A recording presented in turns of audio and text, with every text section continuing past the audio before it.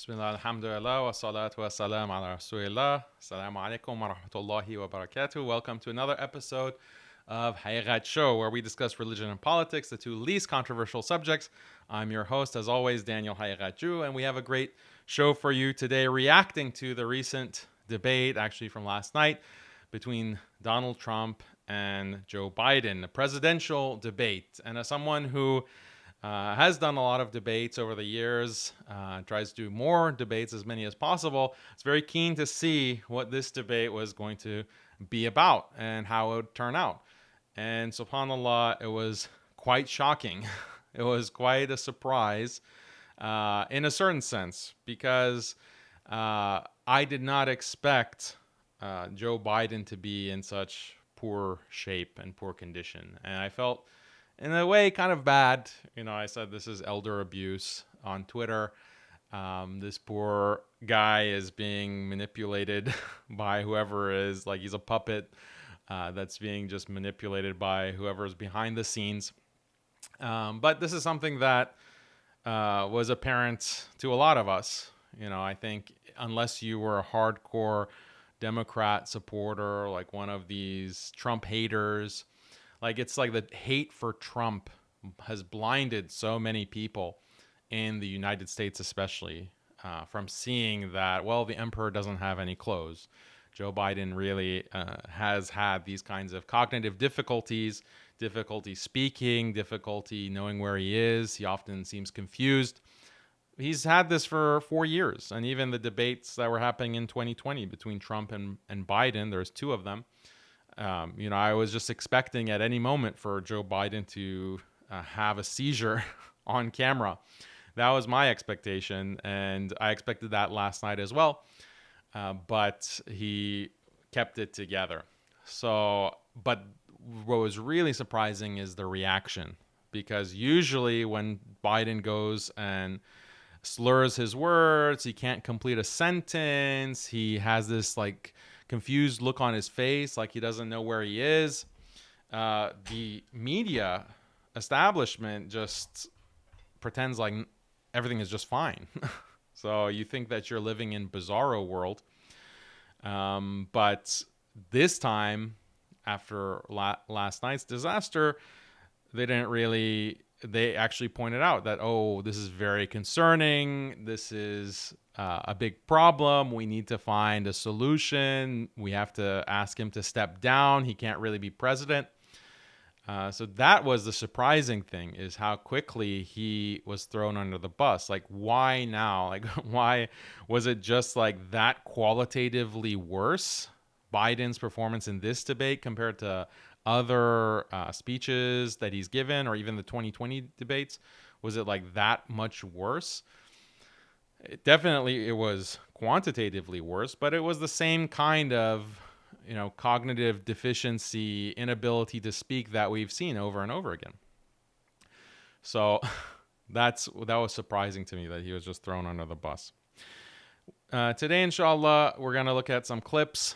We're going to look at the meltdown from the left, but we also want to answer this question, because when we see that the commander-in-chief of the United States is so impaired, cognitively impaired, that raises an obvious question: who's actually running the country? That's the question that a lot of people had, and it was like this deer in a headlights moment for some of these people who were, I guess, delusional for the past 4 more years. But they're asking, well, if it's not Biden, who's actually running the country? So we want to answer that question, inshallah. We also want to look at what the Quran has to say about this debate. That, I think, is relevant. The Quran will speak about many of the things that, many of the issues that are raised by this debate, and the way that the powerful, the seemingly powerful within the world, they engage in these displays for the masses. And they show this kind of blatant disregard for humanity, for the Palestinians, for example. What did the debater say about Palestine? Did they acknowledge Palestine? Yes, they did, in the worst and most ugly ways. So let's talk about that, what the Quran has to say about that. And I also want to address the question of, should Muslims vote? This is a perennial question. Should Muslims vote? And let me give some thoughts on that. It's not going to be a long, detailed presentation, but I want to address that as well. If we have time, I also want to talk about any comments that you have, super chats. I'll check them periodically, and we'll read your super chats as long as they're appropriate. And then there was also some Twitter back and forth that I had with a Christian nationalist. This is a Christian nationalist who's very popular. He's been banned off of most of social media, but he's actually on X or Twitter. And we had a brief exchange with, his name is Nicholas Fuentes. So I want to look at that exchange. It was brief, but I think it was telling. And then, of course, like I said, super chats. So as always, make sure to subscribe to the newsletter. There's a link to the newsletter in the description. It's very important that you sign up, because if for any reason we're kicked off of YouTube, kicked off of other social media, we need a way to contact you, and we do that through the email list. If you're not on the email list, then we'll lose touch, and you'll have difficulty finding us. But if you subscribe, that's a safe way, inshallah, that we can keep in touch. And don't forget to subscribe to the channel itself, so that you don't miss another episode of Haqiqatjou. It's our 10th episode of Haqiqatjou. Alhamdulillah. A lot of people said we wouldn't last this long. I'm just joking. There's no one said that, hopefully. Well, maybe. There are a lot of haters, so maybe people did say we wouldn't last. But it's 10 episodes, alhamdulillah. A small milestone. Inshallah, we'll have another 100, another 1,000 episodes, bi'ithnillah, if that's what Allah has written for us. So yeah, definitely put in your comments, your super chats, and let's get into some of this material. So I watched the debate live last night. Again, I was interested to see what would happen. I was expecting Joe Biden to have a seizure or to trip or have some kind of episode. That didn't happen, but it was like on the brink of happening at all times. Like at all times you felt like, okay, when is he going to have an episode or freeze up? So let's see some of these clips.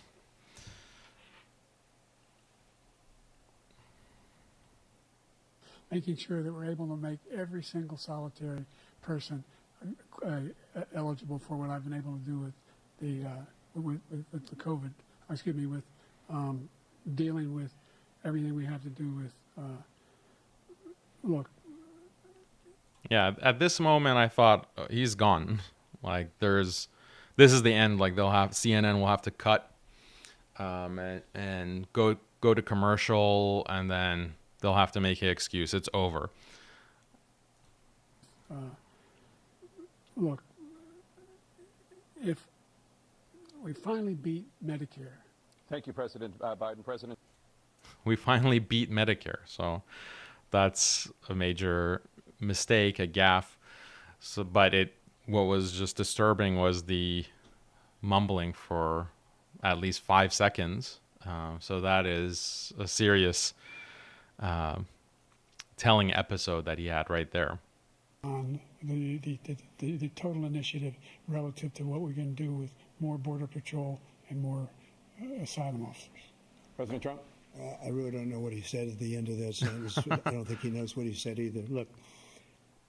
Yeah, look at Biden's face. Like, he's just very confused. This is very sad, you know. I mean, you can't be too sad for him because he's overseeing, like, this genocidal state that has committed so many crimes, not just against Palestinians, but against many peoples. This massive military industrial empire that has caused so much harm and pain to peoples around the world. So you can't feel too bad for him, or you can't feel too sorry for him, rather, but it's very disturbing. We had the safest border in the history of our country. The border, all he had to do was leave it. All he had to do was leave it. Yeah, it was surprising to me that Donald Trump wasn't making fun of Biden the whole debate. Like there was only one or two times where he commented on Biden's mental state. This was the first President one. Trump? I really don't know what he said at the end of that sentence. I don't think he knows what he said either. Look. I don't think he knows what he said either. So it was strange. Like usually Biden will attack. Donald Trump will attack his opponent and make fun. And he always had this expression, Sleepy Joe, for Biden himself. Hold on. Is the audio kind of low? Let me see if I can raise the audio for you. But he didn't really attack Joe in this debate. Why? It seemed like a missed opportunity. It seemed off-brand. And the thing about Donald Trump is that he's not really the best speaker, in my opinion. Like he's not. I think the left wing is correct, and the Democrats have always been correct that Trump is not a very coherent or inspiring speaker. He doesn't really have that kind of speech that you'll say, wow, what an amazing speech, or wow, what a beautiful presentation. He's not that kind of orator. He's not an orator. What makes him effective is this kind of meme magic. Like he just makes fun of his opponents. He'll have these nicknames for them. He will present these funny comments. He'll say it like it is, right? And that's what people who really fell in love with Trump, that's usually what they'll say. They'll say that, well, other politicians will avoid saying the truth in plain language, but Trump says the truth in plain language. And that's what makes him appealing. I don't think that's actually the case. He doesn't say all the truth, obviously, but there is something to that. There is a kind of authenticity. He doesn't have the oration, that kind of rhetoric that will distinguish him as a great speaker.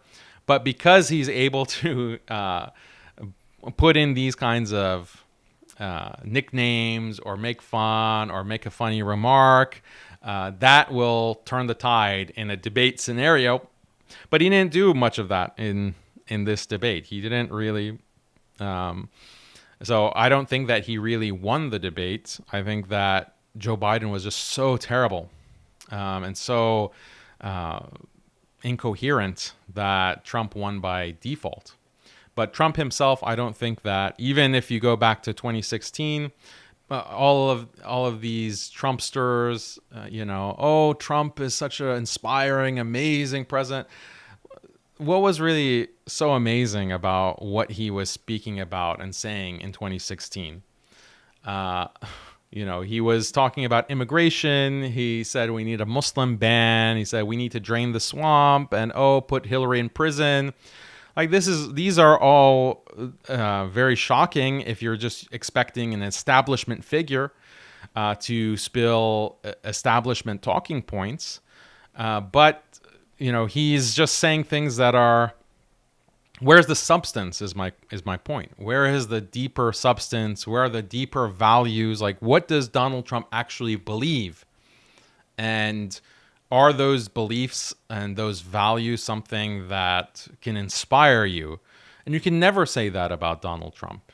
He's not that kind of person. Just because, not only because of his background, not only because of being a billionaire and clearly living a hedonistic lifestyle, not only because of that, but he also, the way he talks, and the way he presents himself is not that kind of heroic person, heroic figure. The reality, like this debate, is kind of a microcosm, actually, of Donald Trump's whole rise to political fame and power. It's not that he is so amazing and inspiring and special. It's that his opponent, the competition, is this establishment that is so vile, and people are so tired of the corruption, and they're so tired of the same old politics.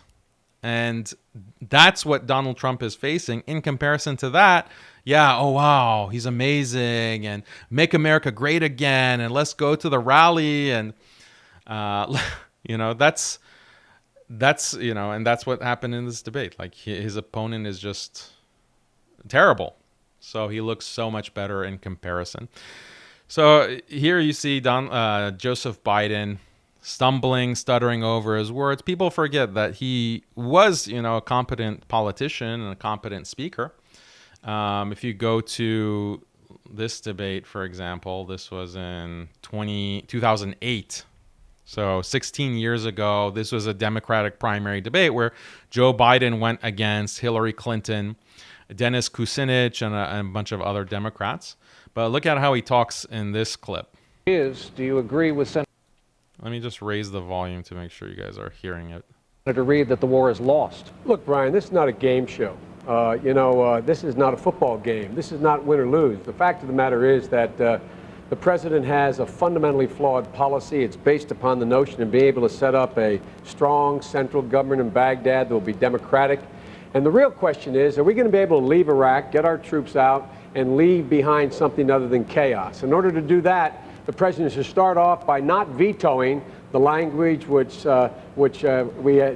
says he's going to veto. We just passed today, saying begin to draw down American troops right now, and move toward a political solution.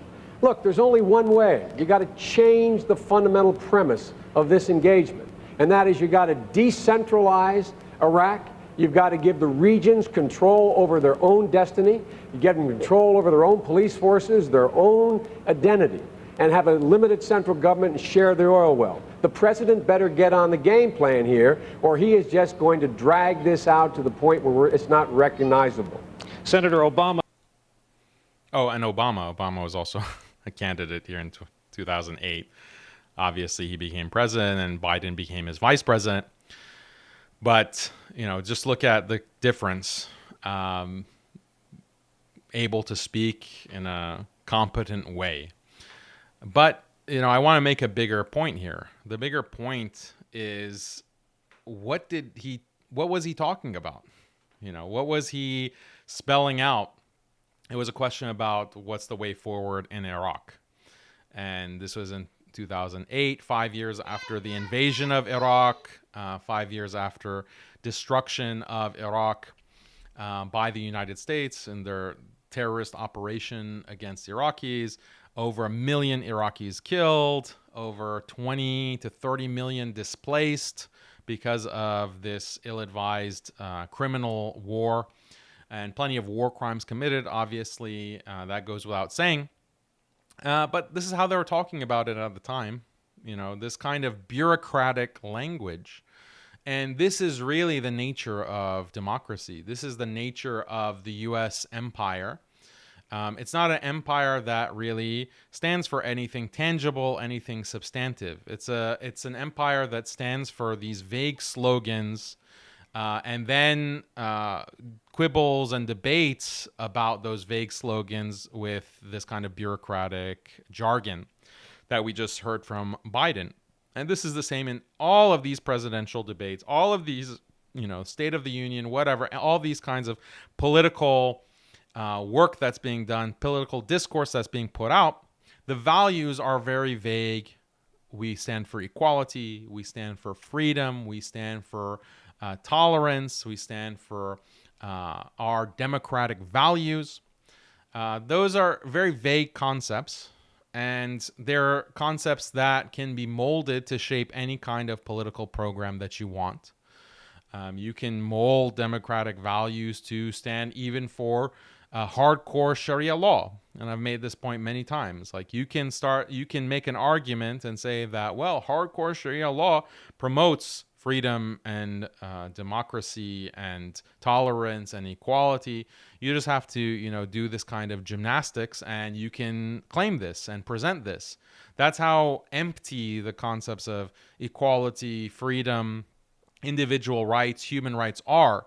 They're like empty vessels or empty glasses, and they only take shape when you pour the values or the underlying paradigm, the underlying ideas into the glass, but they can really hold anything. These glasses, these concepts of freedom, equality, democracy, human rights, etc. But this is all that their empire is based off of.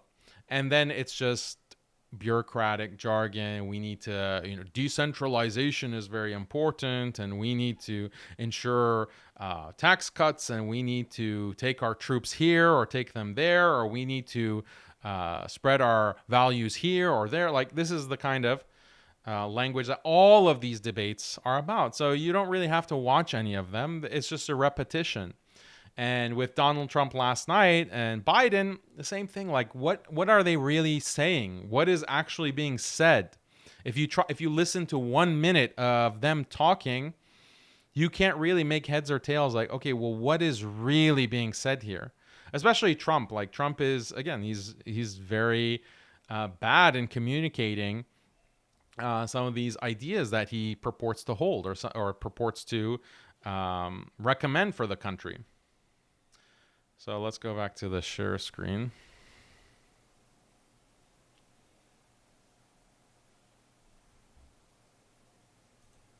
I want to give you an example. It's hard to play directly from YouTube because I don't want to get copyright stricken by CNN. So just bear with me.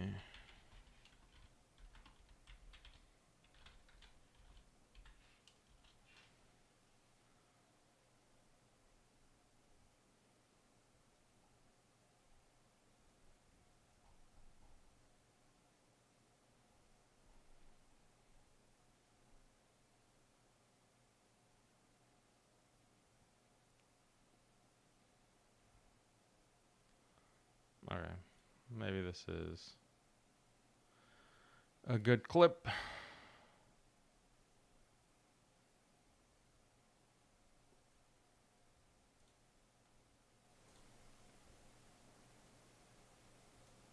Like so many politicians, this man is just a complainer. He said, we want to do this, we want to do that, we want to get rid of this tax, that tax, but he doesn't do anything. Well, let's see what your numbers are when this election is over. Let's see. You're a whiner. When you lost the first time, you continued, you appealed and appealed to courts all across the country. His presidency, he's without question the worst president, the worst presidency in the history of our country. We shouldn't be having a debate about it. There's nothing to debate. We are very, very close to World War III, and he's driving us there. And he told me, he said, I don't want to go in there because they're a bunch of losers and suckers. My son was not a loser, was not a sucker. You're the sucker. You're the loser. And we mentioned the laptop. We mentioned Russia, Russia, Russia, Ukraine, Ukraine, Ukraine. Everything he does is a lie. It's misinformation and disinformation. The losers and suckers story that he made up is a total lie on the military. It's a disgrace. But Social Security, he's destroying it. Zelensky comes to this country. He walks away with $60 billion. He's the greatest salesman ever. And I'm not knocking him. I'm not knocking anything. I'm only saying the money that we're spending on this war, and we shouldn't be spending, it should have never happened. I will have that war settled. Like, for example, you mentioned like the amount of money we're spending on this war.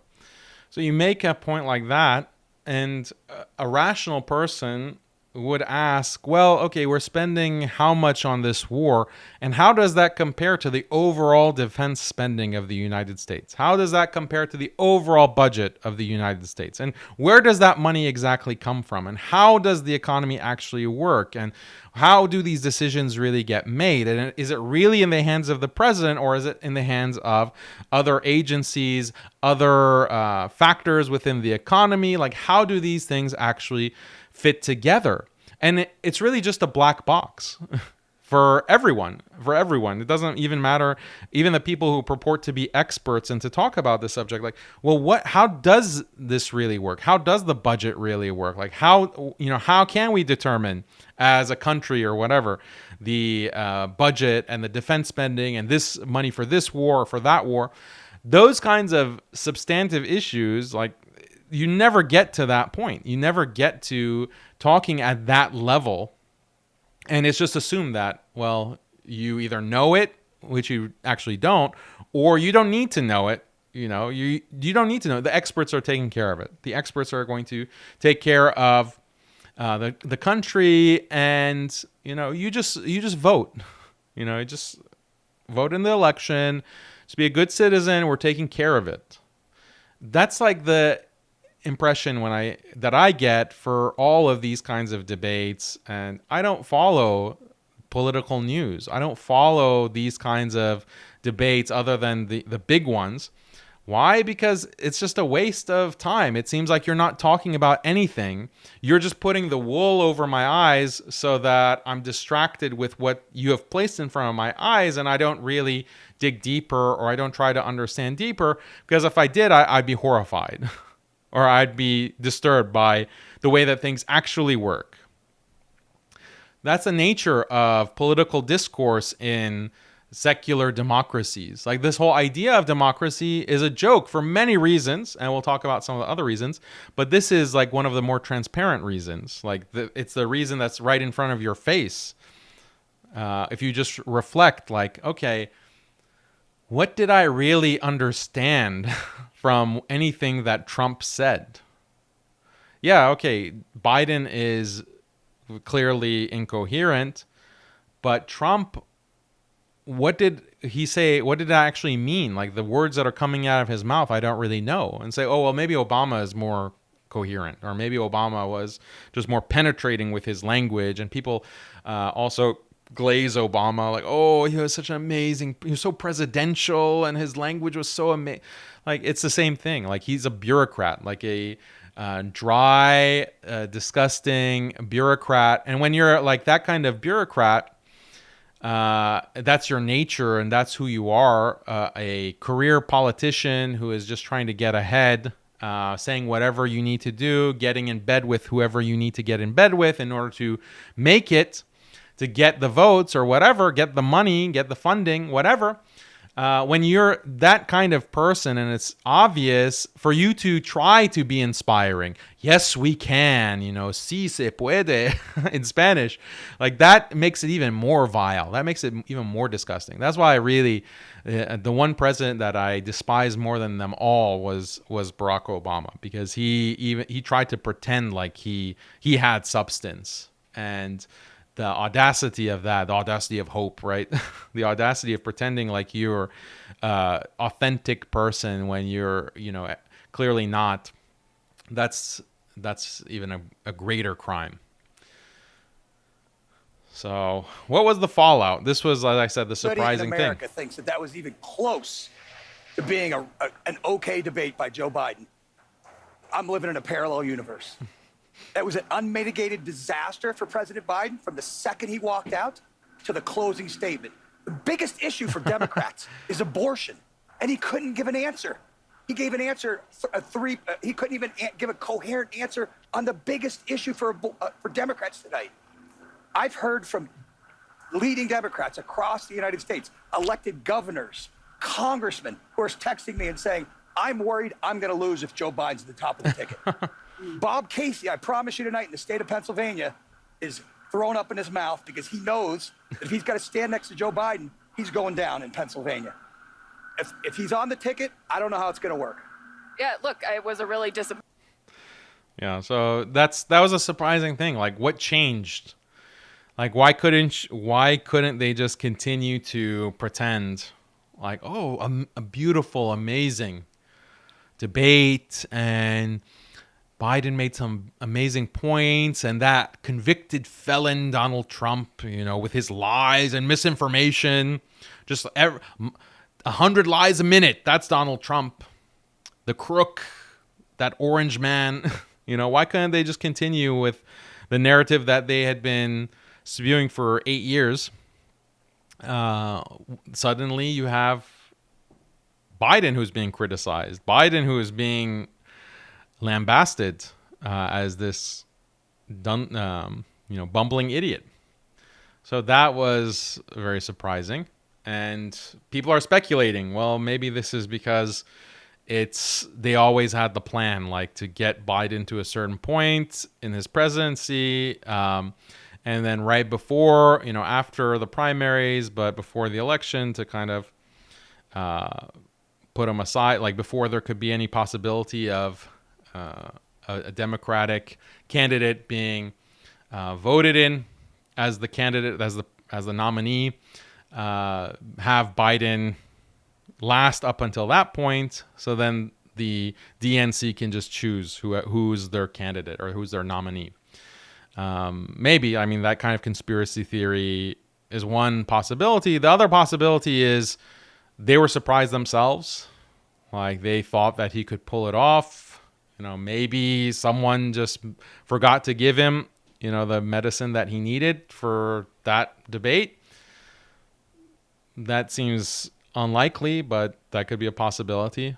But it's just very surprising that they'd let him crash and burn, and CNN also just, you know, letting it continue like that. And then it seems like it was pre-planned. And there was this New York Times op-ed that had been written about his debate performance being terrible, that they had written and ready to be published. So clearly there was some kind of foreknowledge that this was going to be the case. And when you see like so many outlets, not just CNN, so many commentators on the left saying that, yeah, this was a disaster and we're panicking, that coordination can't happen like on the spot. So the fact that it did seem coordinated, they all threw Biden under the bus and said like this is a disaster, makes it seem like there was foreknowledge or it was pre-planned. That was Joe Biden. Here's Van Jones, a major Biden supporter on CNN, and even he's like throwing Biden under the bus. Didn't do well at all. He did not do well at all, and he looked. You know, I'll give you the analysis. You know, you kind of have the old man versus the con man. I can walk you through how I'm supposed to see it and say it, but I just want to speak from my heart. I love that guy. That's a good man. Love him. He loves his country. He's doing the best that he can. But he had a test to meet tonight to restore confidence of the country and of the base, and he failed to do that. And I think there's a lot of people who are going to want to see him consider taking a different course now. We're still far from our convention, and there is time for this party to figure out a different way forward if he will allow us to do that. But that was not what we needed from Joe Biden, and it's personally painful for a lot of people. It's not just panic, it's pain for what we saw tonight. Yeah, so the 180 indicates like such a fast 180 that you go from making every excuse for Biden for years, and then now everyone is just admitting, this is painful. We're not only in panic mode, we're also traumatized almost. Like, look, he looks like he's, you know, had a relative die or something. So it's bizarre. And we're not going to really know what is happening behind the scenes for a while. But look at the Young Turks. Killing Biden. Yep. And the whole time the split screen is killing Biden. Yep. Because he's got his mouth open, he looks confused, doesn't know where he is. That's one thing that makes me think that CNN was in on it and was trying to portray Biden in a bad light, because they have the split screen. So when Trump is speaking, they still have Biden on camera. And typically you want to have that because you want to see how the opponent is, you want to see both candidates, how they react to each other's arguments. But technically you don't have to, you can go to a single view and just show Trump when he's speaking, so that you don't show Biden like going like this, like looking like for 2 minutes. Like literally sometimes you just like look like he was asleep, like he had nodded off. So why, CNN, why are you showing this?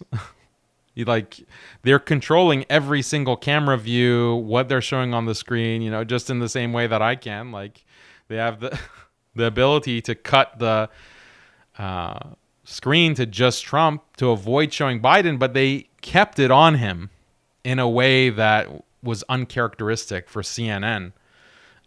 It's like they were in on it. They want to show that this guy is way beyond being in a position to run the country.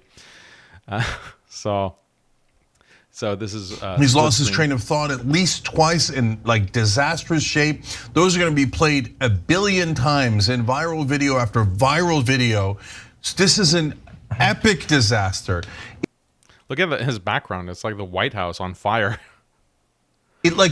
I see people online saying, well, okay, that answer wasn't so bad. No, it doesn't. Any particular answer doesn't matter at all. This thing is over. He looks like he's barely surviving. I don't mean the debate, I mean life. And so there's no person that has a single brain cell left in their head who thinks that Joe Biden is the best candidate to take on Donald Trump. You would have to be even crazier than Donald Trump to think that. This thing is over. I'll guarantee you this. I would. Why did you think he was the best candidate to take on Donald Trump in 2020? Like, the same kinds of questions were looming. And again, as I said, it's just a quantitative difference, like the kind of cognitive decline. He's in a more advanced stage, but he was pretty advanced, I think, back in 2020 as well, 2019 as well. He was also, I think, in an advanced stage of cognitive decline. What we saw last night was like the last throes. It's like he's not going to survive. Literally, it's like he should be on his deathbed right now. That's what people saw last night with their own eyes. But 4 years ago, it was the same thing, basically. It was just like 1 or 2 steps removed from the same thing. Still not in a position to be running the country.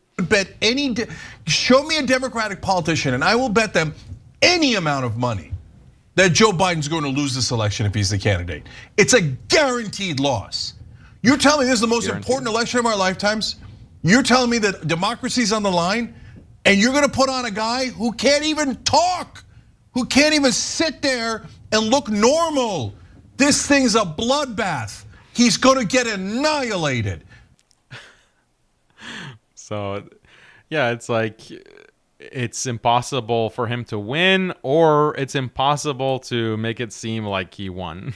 It's impossible to make a plausible case that he won. Maybe that's the real reason. Like, can we plausibly convince the world or plausibly convince the American public that he won an election? Maybe that's the real challenge, like the optics of it. Like, no one's gonna believe that he can win an election. Like, no one's gonna believe that he won an election. Let's put it that way. In November, basically. That is okay. Now the Democrats have to decide. Are they happy to lose? Are they willing to lose? Because this is a guaranteed loss. This is so much worse than my worst nightmares of what it could be like in every way. The vision. Okay, it's not the White House. It looks like it's Congress,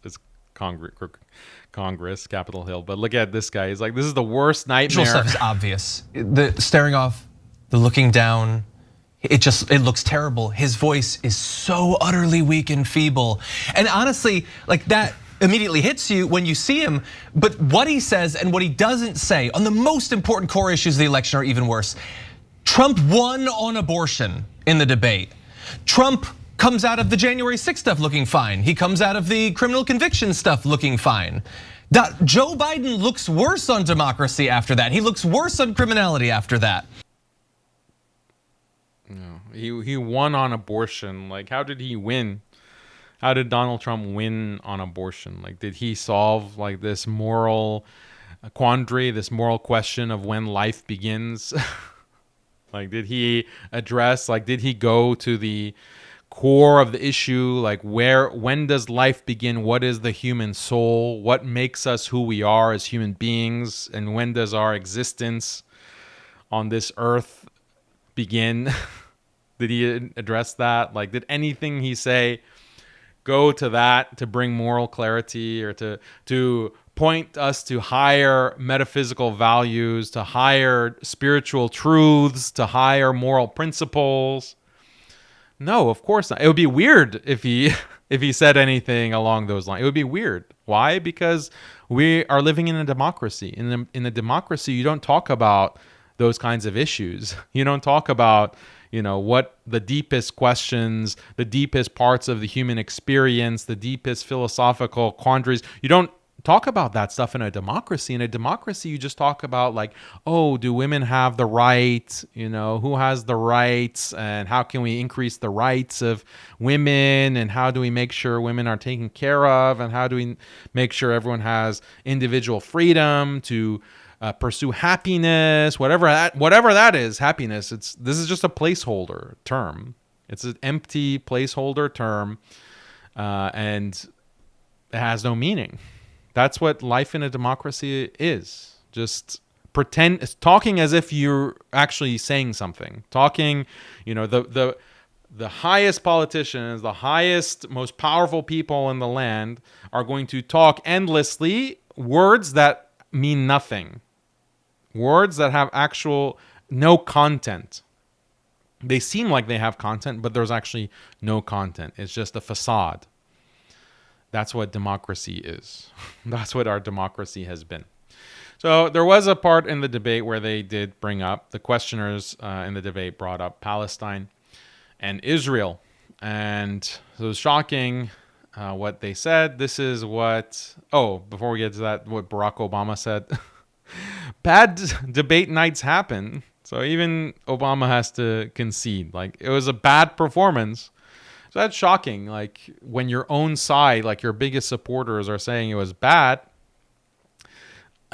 that's because the optics of that are just devastating. You can't really come back from it. Like, your own side is not backing you. The people who are the people who will back you when you commit murder, the people who will back you and defend you when you commit the most egregious crimes, they're not willing to back you on your debate performance. That means that your career is really over. And that's happened like in my debates too, like with opponents, where their side who are so partisan and are so anti-Muslim and anti-me specifically will acknowledge that, oh, well, that was terrible. Like, you got destroyed. Like that. The latest was with that Hindu that I debated, where other Hindus who hate me, you know, with their entire being, were saying that the Hindu opponent was terrible and he crashed and burned, and why didn't he do better? So that's okay. Your career is over. Like, that's what that means. So this is what Joe Biden said about Israel. We're providing Israel with all the weapons they need and when they need them. And by the way, I'm the guy that organized the world against Iran when they had a full-blown intercontinental ballistic missile attack on Israel. A full one? Intercontinental ballistic missile In a attack. commonalistic? He wants to say ballistic attack, hypersonic maybe, but he says come on, ballistic missile attack on Israel. No one was hurt. No one Israeli was accidentally killed, and it just stopped. We saved Israel. We are the biggest producer of support for Israel of anyone in the world. And so there are two different things. Hamas cannot be allowed to be continued. We continue to send our experts and our intelligence people as to how they can get Hamas like we did bin Laden. So the two candidates are saying who is the biggest supporter of Israel. That's the thing that Muslims have long ago realized. You'd think like Muslims in the West, it doesn't matter which candidate you vote for. They're both going to continue the status quo, supporting Israel and the Zionist state, and the situation for Palestinians is going to get worse and worse. The situation for Muslims around the world is going to get worse and worse because the foreign policy is a uniparty. There's just one overall deep state that will not change regardless of who the president is, whoever is voting in office, who's in Congress. It's not going to change. So this is very apparent in the debate. Joe Biden said, I'm the biggest supporter. We saved Israel. And Trump is shaking his head. No, you didn't. I'm going to save Israel. I'm going to be the real hero that the Zionists need. So how can you as a Muslim watch this and take politics seriously? Like, how can you put any kind of stock, any kind of investment in electoral politics in the West? And the same situation in the UK, the same situation in Canada. Everywhere that is a vassal of the United States, you have the same structure. Here's what Trump said. Very disgusting thing. And Hamas. Israel's the one that wants to go. He said the only one that wants to keep going is Hamas. Actually, Israel is the one. And you should let him go and let him finish the job. He doesn't want to do it. He's become like a Palestinian, but they don't like him because he's a very bad Palestinian. He's a weak one. So using Palestinian as an insult against Joe Biden, and Joe Biden, like he gets insulted. So he takes it as an insult as well. He doesn't want to do it. He's become like a Palestinian, but they don't. Look at his face. It's like, oh, that's a low blow. Calling me a Palestinian? Oh, that's below the belt. You can call me a loser. You can call me Sleepy Joe, but don't call me a Palestinian. That's too far. You know, where's the decorum? Donald Trump, you're usually so polite, but calling me a Palestinian, that really goes too far. I don't like him because he's a very bad Palestinian. He's a weak one. So what makes it worse is Joe Biden's reaction. But yeah, this is Donald Trump. It reminded me of the, I think it was the election in 2008, John McCain versus Barack Obama. And there was a questioner in the audience for McCain. He had a town hall. And the questioner is an older lady. She said, oh, there are rumors that Barack Obama is an Arab. He has some Arab background.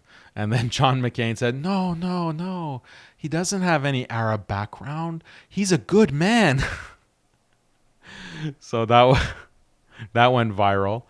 You know, even in 2008, we did have social media. So it did go viral. It became, even I think Jon Stewart, you know, back with the Daily Show, covered that. It's like, look at the racism. Look at the racism of John McCain. He's anti-Arab. So this reminded me of that. But yeah, Trump is despicable. You can't really expect him to do anything for Palestine, especially when even if he himself is not a rabid Islamophobe, hater of Arabs or Palestinians, he surrounds himself with Zionists who are rabid haters of Palestinians. This is his cabinet. This is his chief of staff. This is the people that he brings into his inner circle. So that's just as bad. Like, okay, fine, Donald Trump, maybe you can say in his heart of hearts, he's not like this kind of neocon or someone who is trying to really be an interventionist, quote unquote, in the Middle East. Yeah, okay, fine. If him in his heart of hearts, who cares? He's surrounding himself with neocons. When you have Kushner coming in and pushing the Abraham Accords, or moving the embassy, the U.S. embassy from Tel Aviv to Jerusalem, or all of these kinds of major Zionist actions that took place during Trump's presidency. Okay, if it doesn't matter if it's Trump who's doing it or someone that he's appointed who's doing it. It's the same damage that's caused. So a lot of people are asking, well, if Joe Biden is this far gone mentally, who's really running the country? Who has been running the country? This is the question. Who's actually been pulling the strings of Joe Biden? And we have an indication, we have a hint of what that is, who that is, the cabal. We have an indication, and the indication doesn't come from the year 2024. It's coming from about 80 years ago, over 80 years ago, with President Eisenhower. Dwight D. Eisenhower's farewell address. Listen to what Eisenhower says.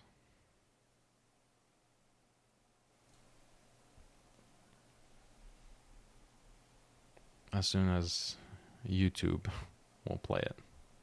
All involved. So is the very structure of our society.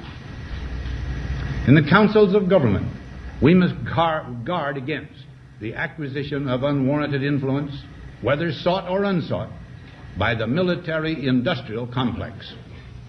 The potential for the disastrous rise of misplaced power exists and will persist. We must never let the weight of this combination endanger our liberties or democratic processes. We should take nothing for granted. Only an alert and knowledgeable citizenry can compel the proper meshing of the huge industrial and military machinery of defense with our peaceful methods and goals. So Eisenhower is giving a stark warning. There's this military-industrial complex. They have grown ever more powerful in the wake of World War II, and they are on the precipice of taking over and dominating the United States, and they want war. They want never-ending war. The only way that we can combat this is with an informed population, an informed populace that is aware of this danger and puts in place measures to counteract it. This was Eisenhower's warning. And what's interesting is what happened after this in history. You had presidents like JFK who wanted to put checks in place on the CIA, on the intelligence apparatus, which is part of the military-industrial complex. He wanted to oppose some of the actions of Israel, the new Israeli state, in their pursuit of nuclear weapons, for example, and their influence on the U.S. government. He wanted them to register as foreign agents, these lobbyists within Washington, D.C. And what happened to JFK? We know what happened. And then what happened to RFK, Robert F. Kennedy? His family member also was taken out. So who is really behind that?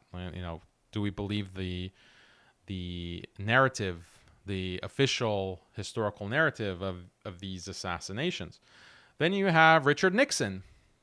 Richard Nixon as well was unceremoniously ousted because of the Watergate scandal. And the Watergate scandal, the claim that, Nixon was spying on his political opposition. This scandal came out how? Through the CIA. The CIA was the one that leaked, the evidence of this or the proof of this, and they effectively ousted Richard Nixon, and he resigned from his position as president of the United States. So who's really in power? Who's really, if the president is being dispatched and, one by one they're being replaced, who's doing the replacing? That's the question. And it seems like Eisenhower was giving us the answer. And then we see even today, these politicians are so scared. They're not able to maintain their promises. Donald Trump claimed, or he promised to release the classified files on the JFK assassination. He didn't end up doing that. Why? Why would that be such a secret that he could not release those classified documents? If it is the case, if there's nothing more to the story of the assassination of JFK than the official story, why couldn't those classified documents be released? What's classified about the JFK case if the official story is all there is to it? And who is preventing Donald Trump from meeting his promise and delivering those classified documents? Who's preventing? Who's threatening Donald Trump, who is the president of the United States, the commander-in-chief? Or how about the classified documents regarding 9/11? Also not being released, even though politicians promised to declassify some of those documents. They try to make a gesture to families that lost loved ones in 9/11 in New York or in the Pentagon, or the firefighters, the New York firefighters, for example. They make these kinds of gestures and then they don't follow through. They don't follow. Why?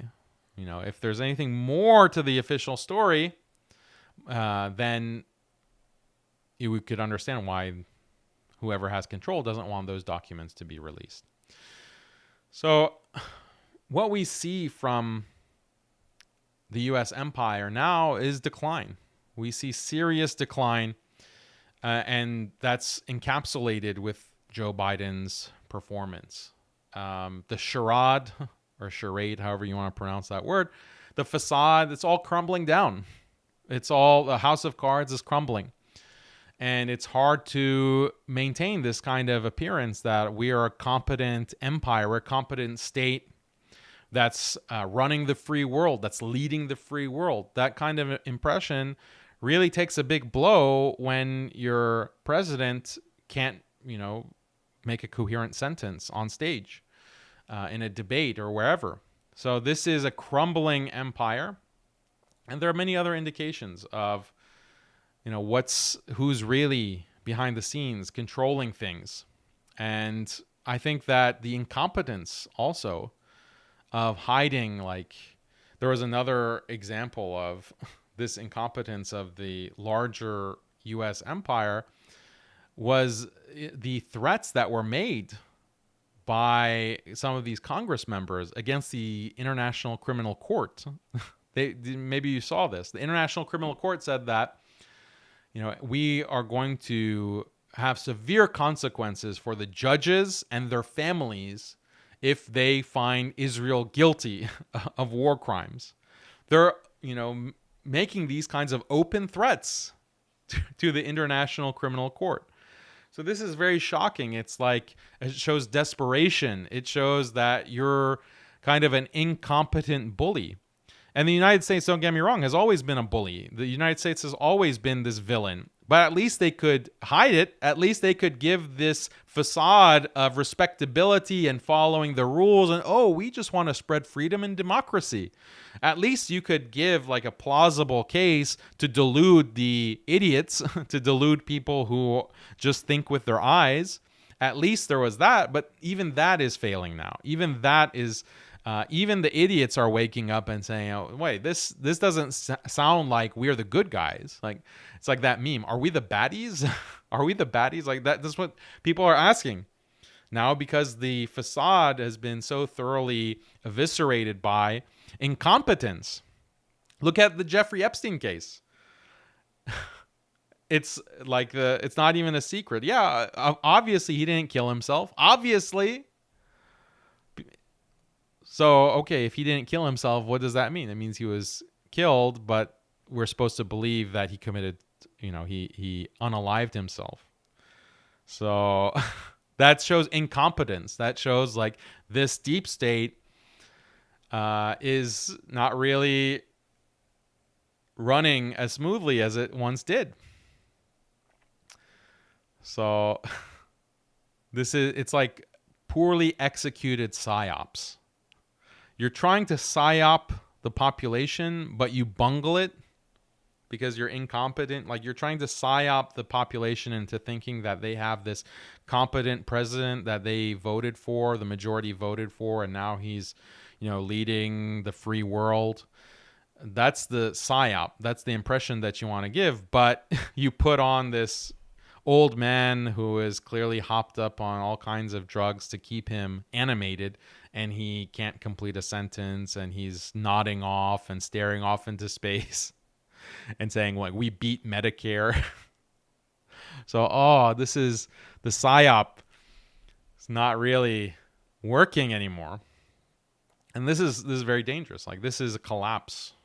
This is collapse of U.S. hegemony. Hegemony, sorry, I always mispronounce that word. So, yeah, so who's controlling the U.S.? Well, it's this elite, transnational security elite. And it's not just the CIA. Obviously, we know the other country, the other intelligence agency that is playing a big role in how the United States and the West as a whole is being run. It's Israel, and that's... No one has any question about. That's also a part of the incompetence. Like, when Israel has to go, and Netanyahu, for example, is talking down to Biden and basically talking smack, talking trash against U.S. politicians. And he's like, I'm going to come there and I'm going to give a speech. Like, he can come and address Congress whenever he wants, however he wants. Just he's calling the shots. Like, when it's that open and that transparent, that means like, okay, this psyop is not really going to be effective. People can see like who's behind the curtain. And when people see that, then they're going to become disgruntled. They're going to lose faith in the system. And they're going to say, this is not a legitimate system. And when they lose that faith in the legitimacy of the system, then you have chaos. Law and order breaks down because people don't abide by the law. You can't tell me what to do. You're not a legitimate authority. People are going to cheat. People are going to steal. People are going to cut corners. People are going to really turn the West into more and more and more of a dystopia. And what's funny is that all of this is going to be blamed on immigrants. All of this is going to be blamed on immigration. And I mean, the immigration crisis itself has been caused by U.S. empire, this military industrial complex, this liberal secular behemoth, transhumanist behemoth that the West has unleashed onto the world. Like, that's definitely the source of this immigration crisis in the West. But, you know, even if there wasn't an immigration crisis, the West would crumble. The West would still fall into this malaise in which it is currently suffering. And that's what the nationalists will never admit. But that's the reality, the ethno-nationalists. So, yeah, everyone is supposed to buy into the illusion. Are you going to vote Democrat? Are you going to vote Republican? Okay, maybe Biden. I need a better candidate. That's what like the Young Turk guy said, Cenk, whatever his name is. We need a better candidate. Like, instead of reflecting on, okay, what does this mean for the nature of our governments and the history of our governments? And this is all a ruse. Like, instead of those kinds of reflections that a normal person, like a human being, would have, you have, oh, we need a different candidate so that I can make sure to vote blue in November. So, yeah, these people, they're not actually human. They're just bots, NPCs. And that is a good segue into the other question of, well, should Muslims be voting? Should I be voting for Trump? Who's better? What's the lesser of two evils? What are the lesser of two evils this election? It's the most important election of our lives. Who is the lesser of two evils? Is it Trump or is it Biden or replacement? Such a stupid question. Like, if you actually understand the reality of democracy and you understand that democracy is just this facade of rule by transnational security elites or rule by the CIA and Mossad, like, that's what democracy really means. When they say we want to spread democracy to the Middle East, they mean we want to spread CIA and Mossad control to the Middle East. Like, that's what it means. So then anyone who takes these things seriously, takes electoral politics seriously, takes the latest election cycle seriously, like, you're just playing into a delusion. Like, you look stupid. You look stupid. And unfortunately, a lot of Muslims, they are NPCs. They are deluded in this way. And I remember in 2016 and then in 2017, early 2017, when Trump took office, this meltdown from the American Muslim community. There were masajid literally having emergency meetings, like, we're going to be thrown into concentration camps and we need to, like, there were people having panic attacks, Muslims having panic attacks who were melting down.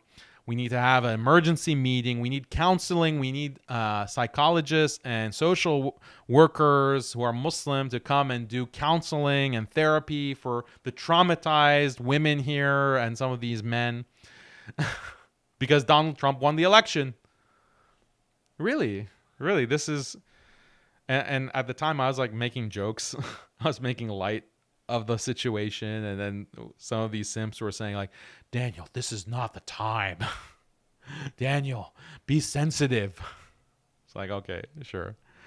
Like this, you're an NPC. Like your whole understanding of the crisis of Donald Trump winning the election is just on the basis of what you're seeing on TV. Like whatever the TV that's also being controlled, by the way, by the same military industrial complex or the intelligence agencies, these transnational security elites. These investors, these billionaires, even Elon Musk, supposedly the richest man on earth, takes a knee and bows down when he's told to bow down. Elon Musk is ritually humiliated in front of the world. That's how little power he ultimately has in light of, or in comparison to, those who actually have power in these democracies. So watch the TV. These American Muslims are watching the TV, and whatever the TV says, like, oh, this is where democracy dies. Oh, 2016 democracy is dead because Donald Trump won. If Hillary won, no, it'd just be great, business as usual. But Donald Trump won. We have to have an emergency meeting. Like, you're an NPC. You're just programmed. You're like the wind-up toy that is just wound up by what you see on your feed, and it's really dumb. And the same thing with COVID. The same thing with, just going with the tide, and that's this hadith that everyone knows from the Prophet sallallahu alaihi wasallam about, you're going to be so weak. The ummah is going to be weak, and it's not because of low numbers. We're going to have vast numbers. The ummah is going to be huge, but we're going to be like scum on the water, scum on the water when the tide comes, that foam that's so weak. And it's apt because the TV, internet, social media, on your phone or wherever, it's being broadcast through waves, right? Through these electromagnetic waves, and wherever that wave is going, the foam is going with it. There's no solid stance. There's no taking a principled stance and saying, no, this is the haqq. This is the truth. We're not going to fall for this nonsense, these lies, these so-called values of individual freedom and equality and democracy and human rights and women's rights and humanism, etc. We see through it. We see through the BS. And it's not popular to say that. Yeah, we're going to be blackballed. We're going to be censored. We're going to be seen as unserious. We're going to be seen as stuck in the 7th century and the Stone Ages. Fine. We don't care. Guess what? We don't care about your opinion about us. We don't care what the kuffar think. We care about the haqq. We care about standing up for the truth. You have to be willing to take a risk to have that kind of stance. Who's willing to take that kind of stance? Is it you? Is it you? Because you have to decide. Or are you just going to continue to be foam on the sea? Washed away, flushed down the toilet. That's where the foam ends up, right? In the sewer, like you're getting flushed down the toilet. That's unfortunately what some people will choose because they think that's the safe option. That's, they want to be safe, so they live their lives like foam, and then they get flushed. Okay, before I continue, I want to look at super chats. So, and I'll look at some comments too.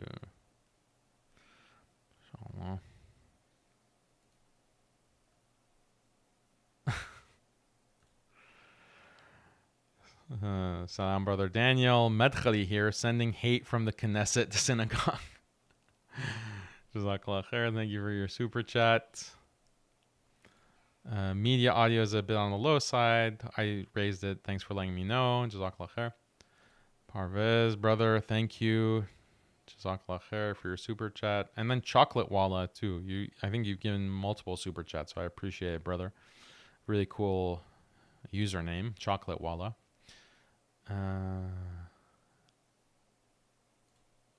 Unrelated, any good recommendations for sites to give zakat? I can tell you not to give zakat through LaunchGood. Don't give zakat through LaunchGood. Don't give zakat through Islamic Relief. A lot of bad practices, a lot of non-transparency from them, and some things that may be unethical as well. And sometimes LaunchGood will say something is zakat eligible, and they haven't really done any due diligence to see that's the case. The best recommendation is to give zakat to those that you know that are give zakat through your personal contacts. Whether you know someone in need personally, or you know someone who knows someone personally who is in need. Whether that's in your local community, if you're in the West, or whether it's overseas. That's the only way that you can really guarantee, because it's just shocking. A lot of these places that claim that they're giving zakat and they're squandering the money, or they're, they shouldn't even be considered zakat eligible in the first place. Do you think Trump can stop the wars? For your super chat. The wars, I don't think he can stop them. I think he can make efforts, but he's not the one in control. It's the deep state. And, the wars that we see with Israel, the war that we see with Russia and Ukraine, I don't think that, maybe with Russia he can make a deal. But the thing about the Russia-Ukraine war is that this is like a power-shifting war that is really taking NATO out of its position of power and control, and Russia is ascendant.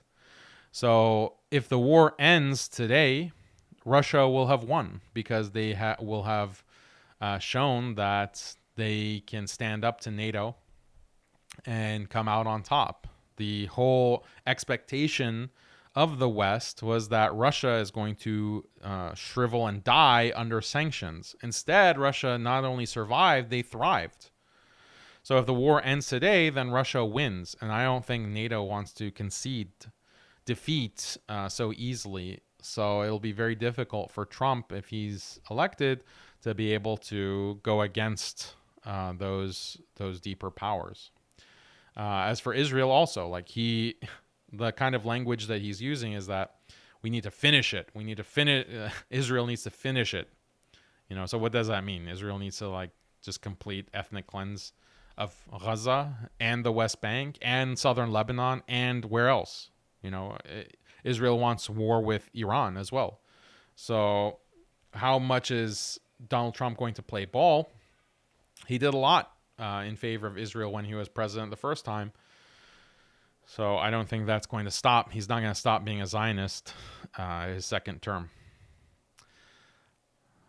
Brother Bilal, Jazakallah khair. Here's a donation for the haters. Really appreciate it. That's very generous of you, brother. Hope all is well with you. America is an oligarchy, plutocracy, home of the scammed, land of the duped.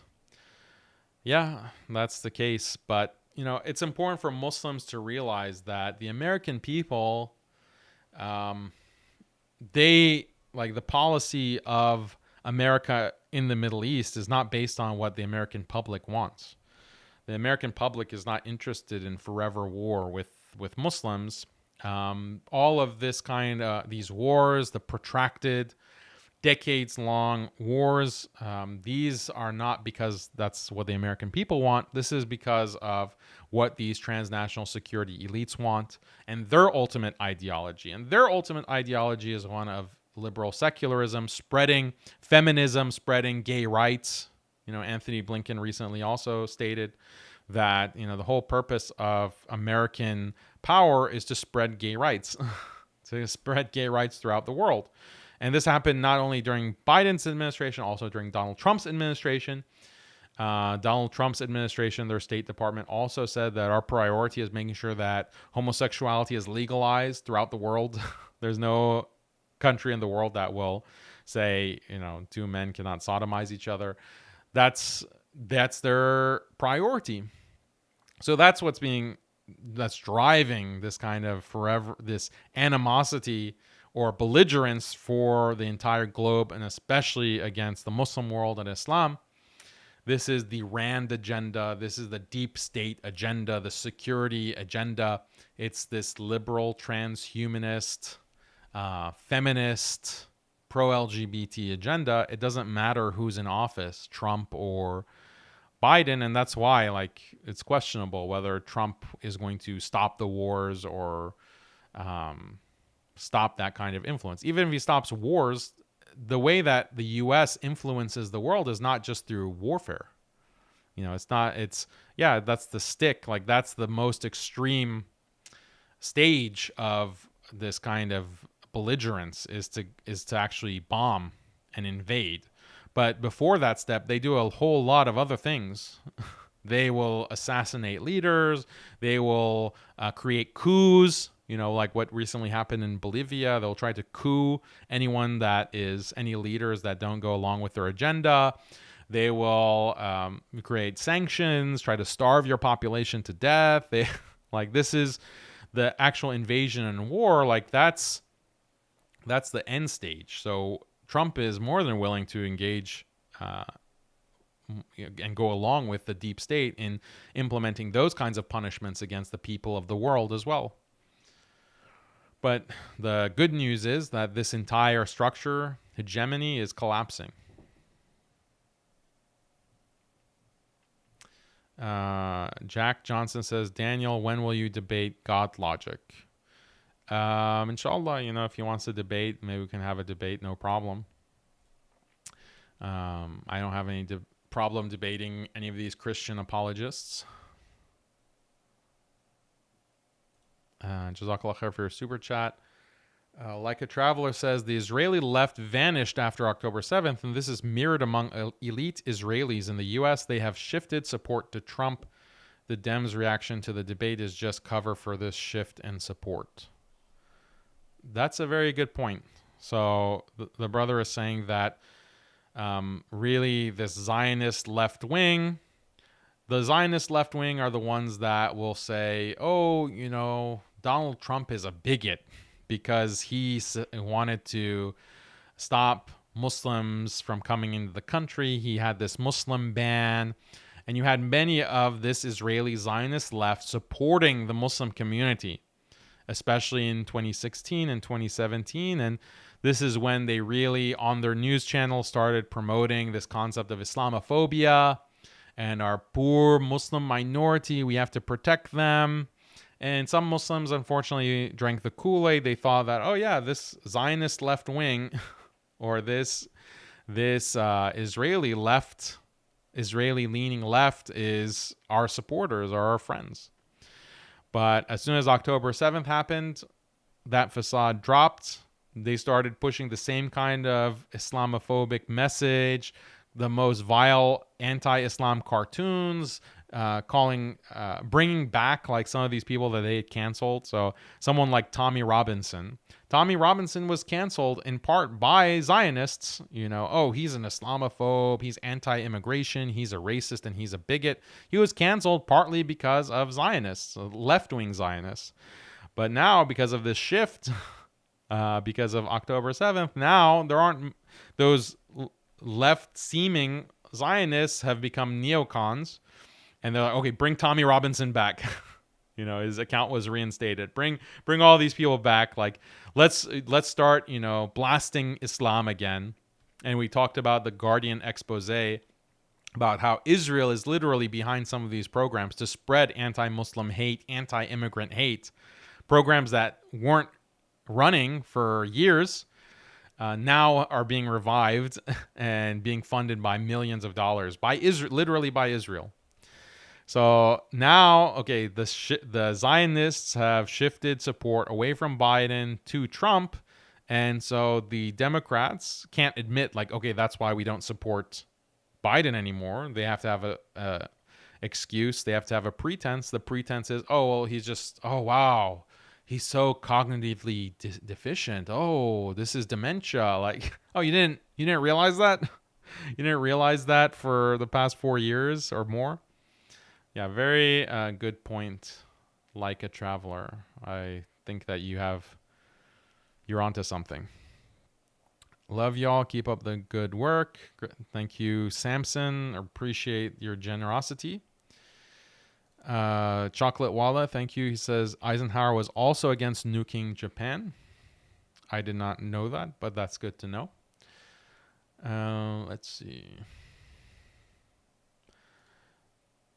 A little off topic, but what are your top 3 favorite Quran reciters to listen to? Well, the top 2 that I have, the undeniable top 2, is, well, of course, you have to have Qari Abdul Basit, rahimahullah. You know, he is at the top there. But the other person is Sheikh Ali Hudhaifi. And I just love his recitation. It's a very unique recitation. So those are my undisputed top 2. When you get into 3rd place, 4th place, then it's less clear, but those are my 2 favorites. Let's see. Vote for Chase Oliver, the only person against war. Is that an independent candidate? Is this America or is this overseas? I wonder if Yasser Qadi would deem this live organic. Maybe. Brother Muhammad says, Jazakallah khair for exposing the Madkhalis. No problem. It's always fun. It's more of a, a pleasure than a responsibility or a burden to expose Madkhalis. Okay, so appreciate everyone's super chats. Any other comments right now? Let me just check the commentary. Oh, here's another super chat just coming in. Would I debate Robert Spencer? Yes, I would. I've been challenging him to debate. He won't accept.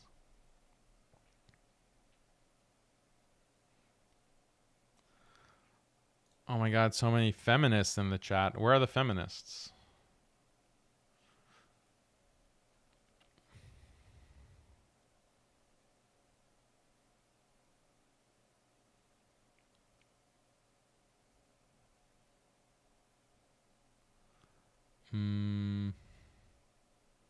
I don't see all these feminists. Can we do a call-in? I haven't set it up yet. There wasn't really a lot of people who wanted to do the call-in. I checked the comments, and there maybe were 2 comments that were like, yeah, do the call-in. And then some people said, no, don't do a call-in. So I'm not sure if we should... definitely won't have it today.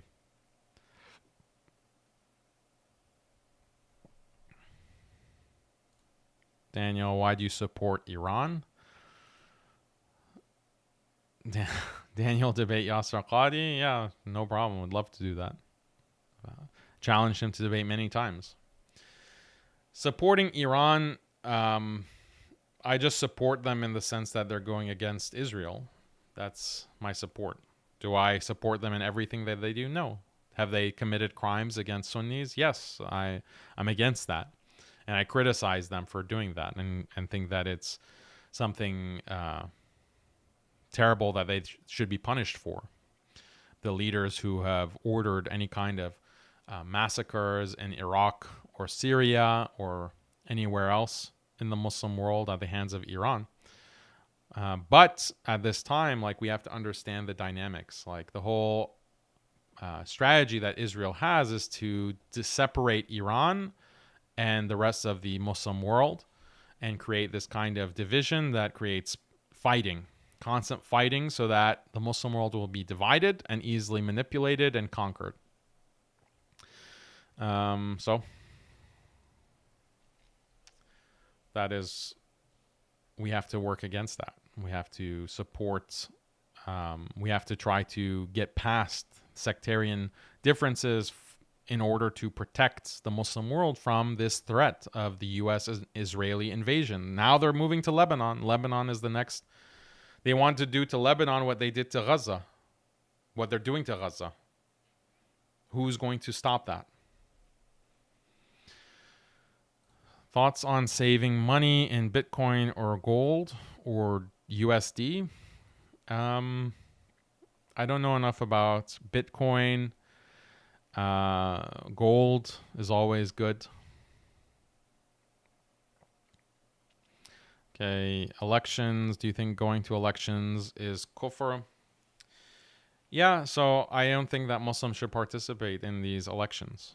I don't think that Muslims should participate in this kind of secular system if they have a choice. Unfortunately, in many cases, we don't have a choice. It's just by force that we have to participate in certain places or on certain issues. But if we have a choice, then we should not participate. So this is I think, important, because if you participate in these elections, then you are giving license to all kinds of kufr, all kinds of violations of Allah's will, all kinds of violations against Allah's legislation, all kinds of violations against Muslim blood. Look at what these Western countries do to the Muslim world. And even if you're in the Muslim world, you know, these governments are not abiding by the Sharia in many cases, or they're only partly abiding in certain areas, but it's mostly non-abidance. So how can you participate in that or sanction that? I don't think it's something acceptable.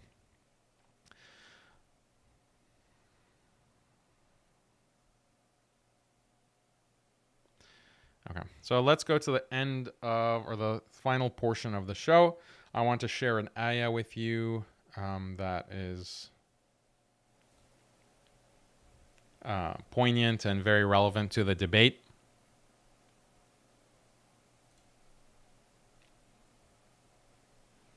Oh, by the way, did you see this?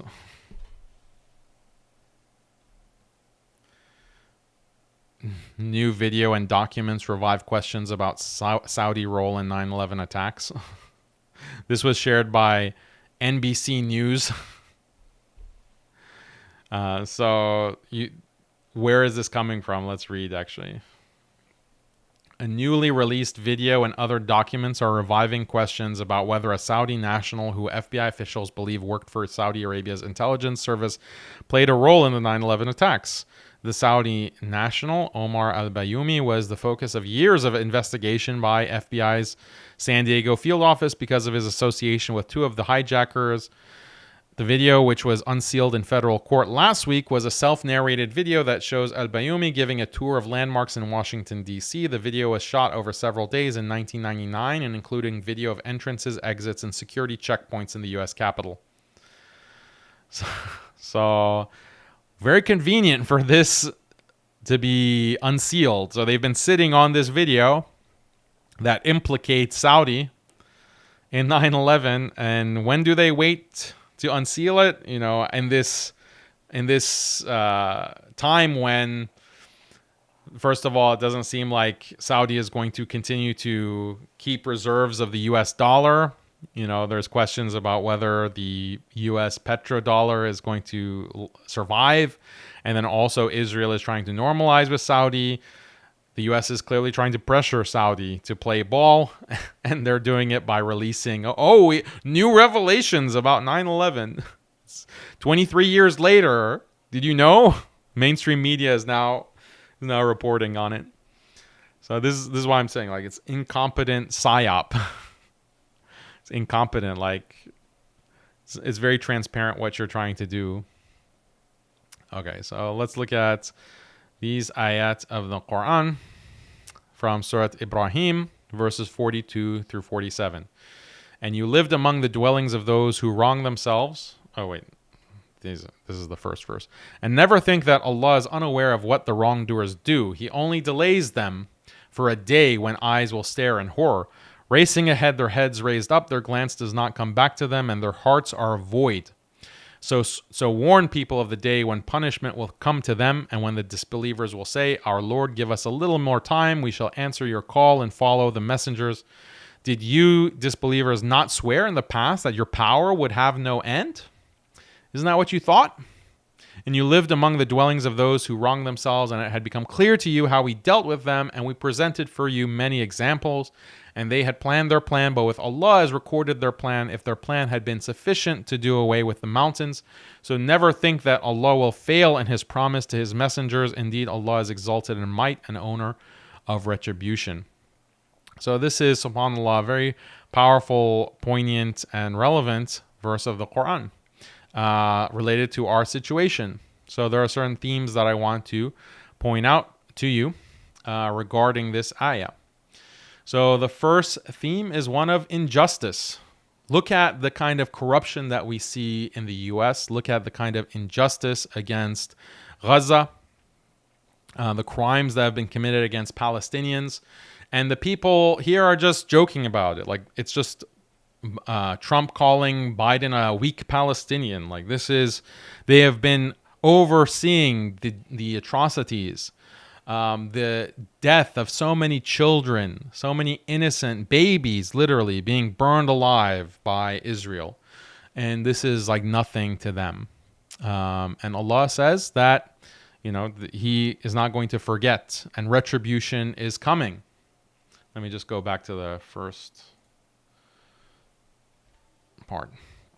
Allah is not unaware of what these wrongdoers are doing. He only delays them. So they think that they're fine.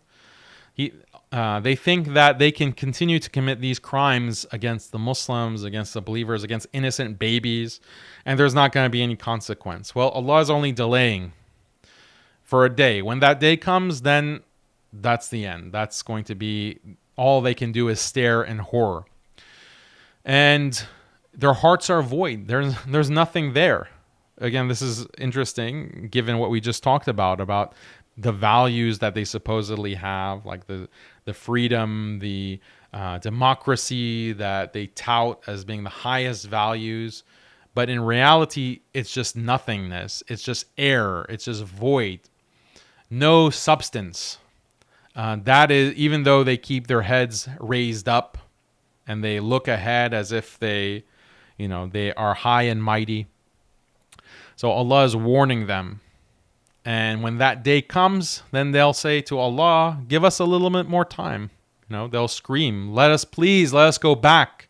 Please, let us have a second chance. Please. We will answer your call. We will follow the messengers. We will obey.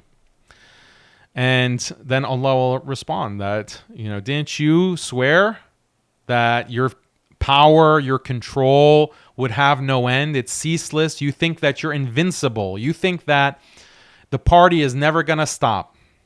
The fun is never going to stop, like these Zionists that celebrate when Palestinian children are murdered. They think that, it's going to be good times. But the torment is coming. The punishment of the fire is coming. And this is your warning. Allah, the Creator, is warning you about it in very clear terms. And this is the state of the believer. The believer knows that it's all a matter of time. It's all a matter of time. Right now, it seems like it's interminable, the suffering of Muslims, the suffering of innocent people. When will it end? When will the help of Allah come? But the believers know that there will be an end to the suffering, and then there's accountability. There's the day of judgment, and then Allah is going to take care of all things, take care of all matters. We play the long game as Muslims. We care about the akhirah, what's to come. Whereas the disbelievers are deluded in a state of ghafla, in a state of ghurur, delusion, where they can only see their immediate surroundings and they think it's unceasing. It's never going to end. It's never going to come to a close. And this is kind of the delusion that some atheists have. They claim that religion and the idea of an afterlife was invented by people who are scared of dying and they want to continue to enjoy life, so they invented the afterlife. This is the kind of narrative that atheists have. But in reality, evildoers People who are manipulative and they take advantage of people and they cheat and they steal and they kill and they just want to enjoy pleasure, they want to just die. They want it to just end. When I die, I don't want anything to continue after because I'm afraid of the consequences of what I did in my life. So once that end comes, let that be the end. And this is cited in the Quran because Allah says that, quotes these people, the disbelievers, I wish I was dust. Oh, were not the case that I was just dust, that Allah would just make me dust. So I don't have to survive. My soul doesn't survive. My body doesn't survive in the akhirah and is punished. The punishment is brought down upon the body, that Allah will resurrect. All the bodies are going to be resurrected. And the soul will be in the body resurrected. So the pain and the torment as a consequence for your crimes and your transgressions will come down upon your body. You won't even have the escape of, oh, my body is turned to dust and it's just my soul. No, your body is going to come back. Your body is going to be recreated in the same way that Allah created you in the first place. Allah created your body in the first place. He's going to recreate your body so that you can taste the consequences of your crimes. Or you can enjoy the felicity and the blessing of your good deeds, that through Allah's mercy you will be rewarded with paradise, with heaven. It will be your body. Allah is going to recreate you. So the Muslims, the believers, they play the long game, and the disbelievers, in their arrogance, they think that their power is never going to end. They're always going to be in control, but everyone's days are numbered, believer or non-believer. Your days are numbered. When is that going to come? You live among the dwellings of those who wrong themselves, the previous nations, and it's become clear to you how we dealt with them. And we see this from any kind of political analysis, an analyst, economic analyst, all of these professors, all of these experts who say that, well, civilizations go through rise and fall. There is the rise of a civilization and the fall of a civilization. We see this with many of the great empires and civilizations of the past. And they'll point to the Roman Empire, for example, or different Chinese dynasties, or whoever it may be. The rise and the fall. So they're aware. They're aware. And they'll even have some, they'll acknowledge the reason for the fall. Well, the reason for the fall is decadence. The reason for the fall is just this delusion, being overwhelmed with hedonism, and that's what eventually leads to the fall of civilizations. They have this kind of, they admit to knowing this kind of moral dimension to the rise and fall of civilizations, but they hide the deeper reality. The deeper reality is the spiritual reality, that the civilization falls. Why? Because it turns its back on God. It turns its back on the Creator. It turns its back on the legislation of the highest legislator, Allah. That is why the civilizations will fall, and they're punished when they reject the messengers. They reject the messengers of God who have come with His law and with His command. They turn their back and they laugh and they mock, and sometimes they even kill the messengers, or they attempt to kill the messengers, like in the case of Jesus Christ. And that is the beginning of their fall. And then sometimes it's a long drawn out collapse, and sometimes it's immediate, cataclysmic destruction, apocalypse. They live in the ruins of these past civilizations, yet they do not reflect. They do not realize that they are walking in the same footsteps and with the same arrogance, and therefore they will meet the same demise, the same end. This is a pattern. And we've presented many examples. They have their plan. They have their plan, but Allah has the final plan. And their plan means nothing. It will lead to nothing. It will be like dust in the wind. So never think that Allah will fail in His promise. Allah does not fail in His promise. So this is how it's interesting. The first ayah that we looked at, never think that Allah is unaware. And the end says, never think that Allah will fail in His promise. So we always have to have hope in Allah. We always have hope in Allah. We have husnul dhan billah. we have good expectations of Allah. We should never have su'adhan, bad expectations of Allah. We should know that Allah is not going to fail in His promise. Allah is not unaware of the crimes that are being committed. Allah is not unaware of the children that are being slaughtered. Allah is not unaware of these dirty, evil Zionists and their supporters and their enablers. Allah is not unaware of any of this. And the retribution, the divine retribution, will come. Allah will not fail in His promise, so we should never lose hope in that. So that ayah is very relevant to Donald Trump and Joe Biden, their debate and this kind of show that they have for the world. It's not going to be everlasting.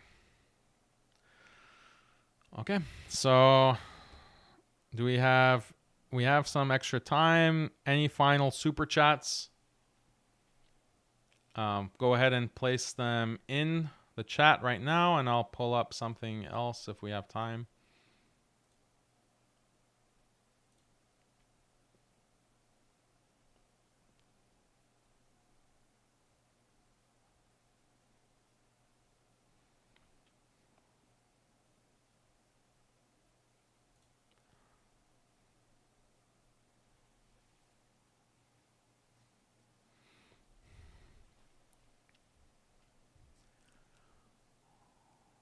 Let's see.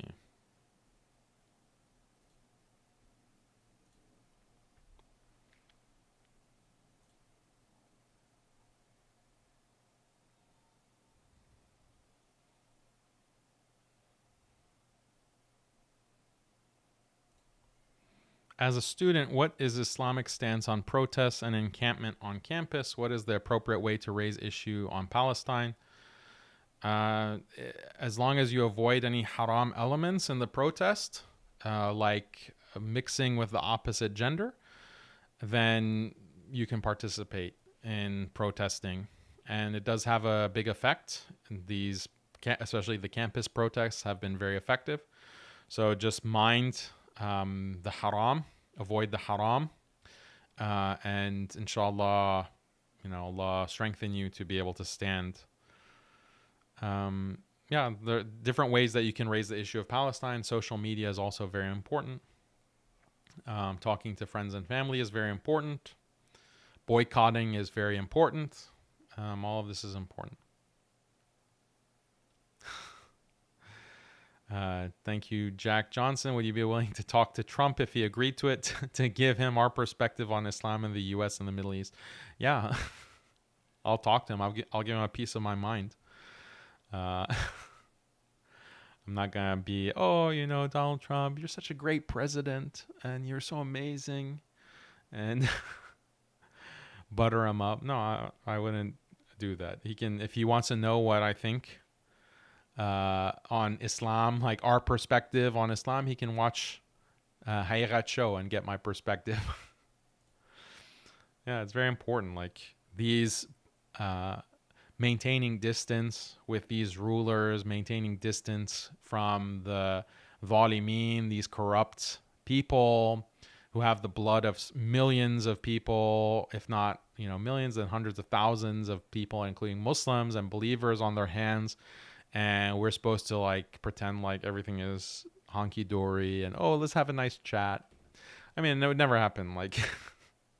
It would never happen, but it just tickled me, the idea. Donald Trump, meet with me. Oh, yes, Mr. President. Let's have a meeting. But thank you for having such a high opinion of me. Jazakallah khair for your super chat. Have learned a lot listening. Thank you. You're welcome. Appreciate your super chat.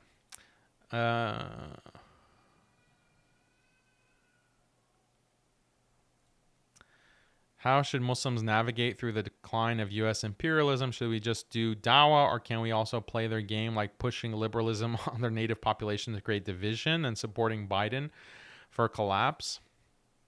When it comes to the U.S. population, you just invite them, you talk to them, and you be a good Muslim.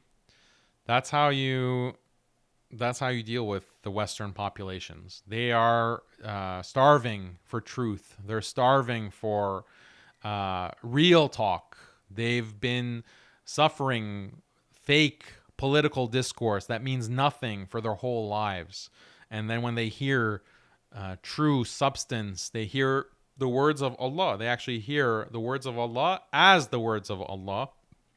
Because unfortunately, the idea of like revelation from God, like this concept is no longer alive in general social consciousness. We have to revive the concept of revelation. God has a message for you and me. Let's listen to what this message is. Revive that concept. Call them to Islam. We shouldn't push liberalism. Liberalism is death. And we don't want to attack people and help Satan drive them to the hellfire. No, we want to call them to Islam and do our best. And the decline is happening. Like the plan of Allah is going to come to fruition. Like this kind of U.S. imperialistic power that has been the cause of so much death and destruction for over 100 years, that's going to come to an end. It's inevitable. And we have to stay the course. We have to stay the course. We have to be strong. We have to be principled. That is my message. So I'm referred to early in this stream this kind of nationalistic confusion that we see from the kind of ethno-nationalists. We see this rise of ethno-nationalism in many parts of the world, including Israel, obviously, but you have India with the BJP, the rise and the continued dominance of the BJP in India. And even in Europe, there are many right-wing parties that are winning elections. They're identitarians. They're ethno-nationalists. They care about white identity. And they are agitating a lot against Zionists, which is good. They're pushing back against Zionist control of Western governments, and specifically the U.S. government and media. They're also looking at Jewish extremism, this kind of Jewish supremacy that is pushing for this ethnic cleansing of Palestine. They're challenging that, which is good. But they're also, in some ways, criticizing Muslims at the same time. And they're really putting a lot of claims against this immigration issue and saying that immigrants are destroying our societies. And they're pointing their fingers at Muslims specifically. Like Muslims are these backwards people that are being let into our country, and they are causing this destruction. They're lowering our social values. They are taking jobs, etc., etc., etc. I referred earlier into the stream that, okay, well, even if this is the case, as you've portrayed it, I can concede. Okay, yeah, all these problems that you are complaining about when it comes to immigration, yeah, okay, I will concede. I can concede those problems. You want to claim that immigrants are more violent, immigrants are causing more sexual assaults, blah blah blah. You, instead of refugees, you call them rape-fugees. I can concede all of that, but ultimately the problem is still your ideology of liberalism. And that liberalism that has been pushed onto the world through colonialism, which has created these refugees, which has created this kind of immigration crisis, that liberalism doesn't go away if you are a white ethno-state. That liberalism doesn't go away if you are this kind of Christian, neoliberal, whatever. This is the contradiction. Like this is the problems that you are complaining about are not caused by immigrants in and of themselves. The immigration is a symptom of this bigger problem that your ideology does not address. So I did get into a back and forth with one of these prominent white, or we can call him a nationalist, a Christian nationalist, but also white identitarian. And I'll share you the screen right now. So you can see it was on Twitter. So this is Nick Fuentes.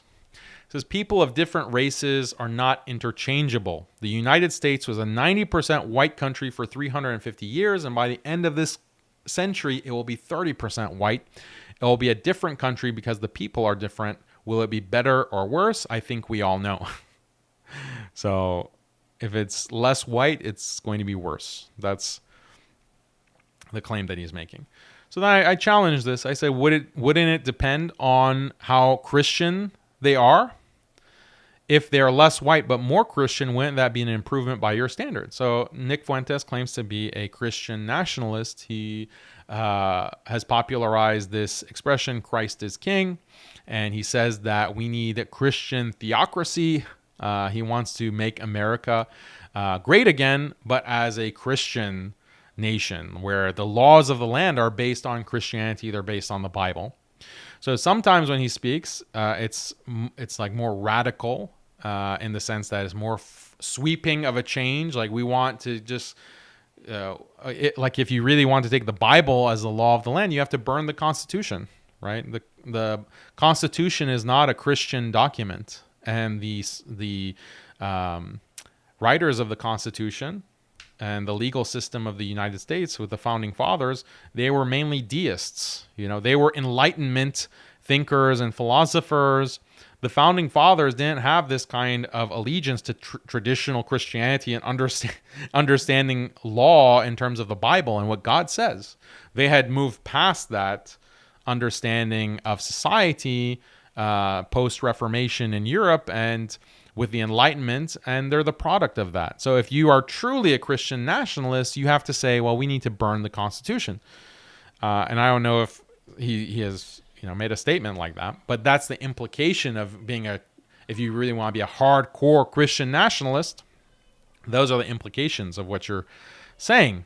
But there's a conflict between being that kind of Christian nationalist and being a white nationalist. So if you have a problem with non-whites, what if they're actually more Christian? And so, he responded. He was not happy. He said, this is totally disingenuous. I don't know what was disingenuous about it. I mean, it's a very obvious point.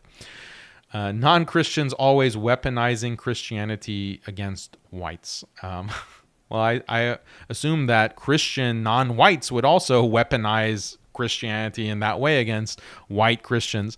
Where in Catholic doctrine does it say that civilization, which evangelized the world and served as custodian of the church for almost 2,000 years, should be snuffed out by immigration? So I don't really understand this point. Like, who claimed that it's Catholic doctrine?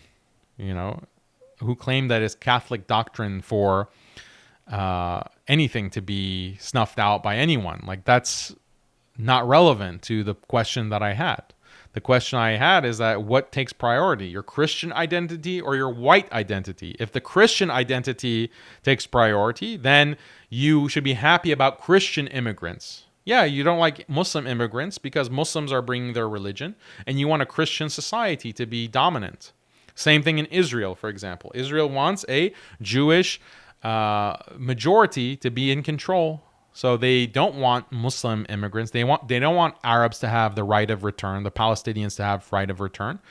Meanwhile, they want to import and bring in as many Jews as possible because Jews are going to be Jewish ethnically, and they're going to have some kind of concern for the Torah and the Talmud and Jewish law. At least they have the identity. So similarly, if you want an analog to Israel as the Jewish state, you want a Christian state, so then you have the same kind of concern for your religion.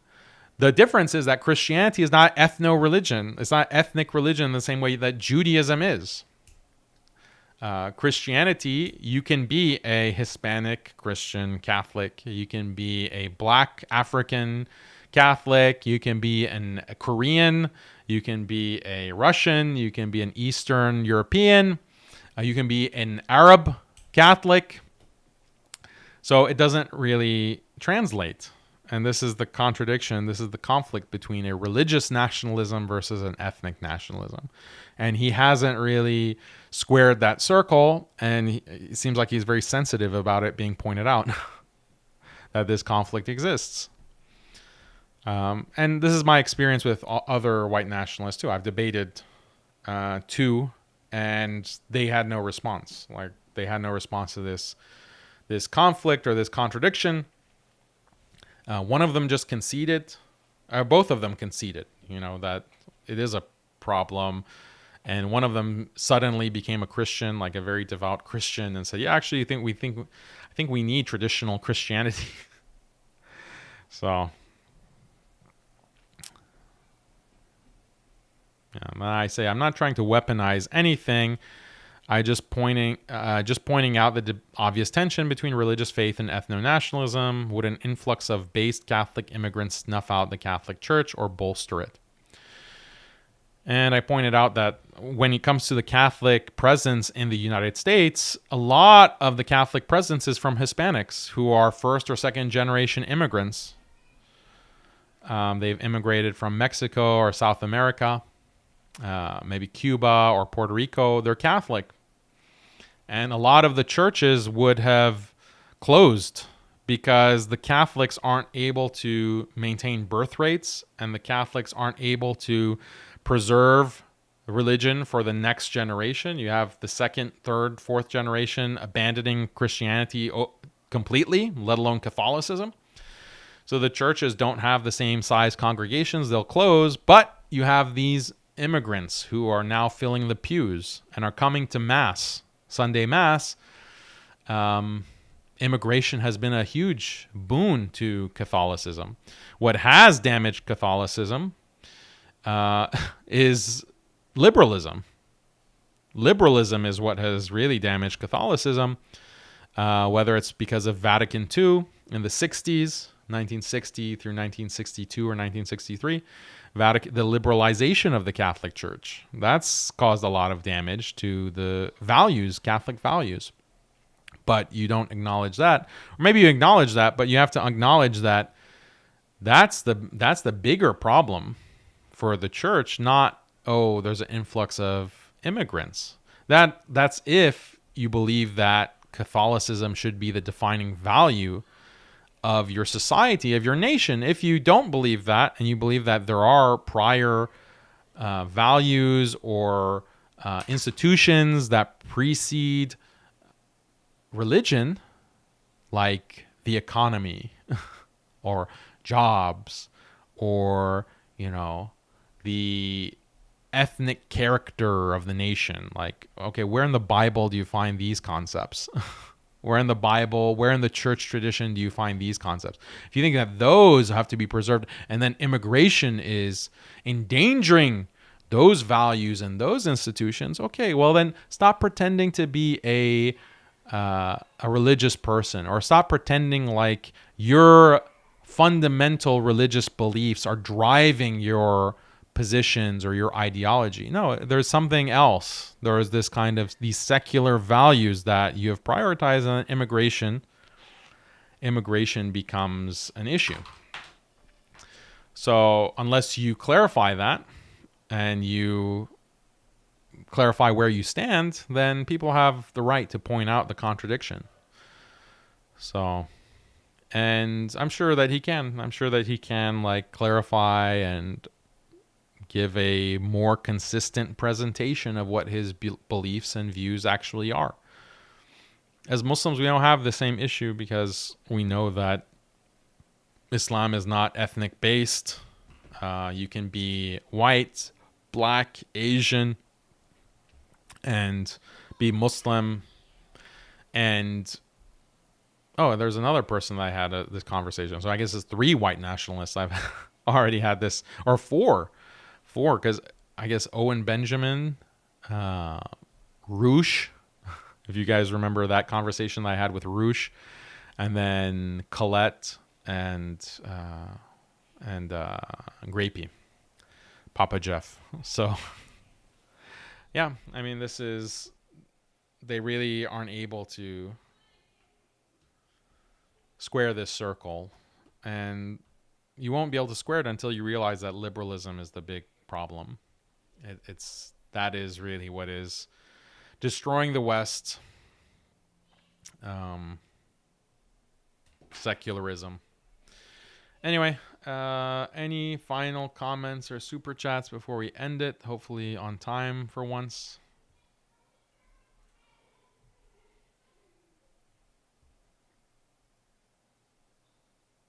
Oh, there were more super chats.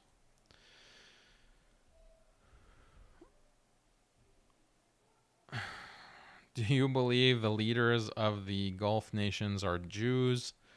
No, I don't think that they are Jewish. Let's see. Now, is there influence of Israel, of Israeli Jews? Yes. You know, just like there's a Israeli lobby in the U.S., there's Israeli lobbies in some of these Gulf countries as well. Disqualified dads, Jazakallah khair for your super chat. Appreciate your encouragement. Drew Max says, don't worry about debates between the agent of Satan. Okay, I don't know if that's referring to my debates or with the debate between Donald Trump and Biden.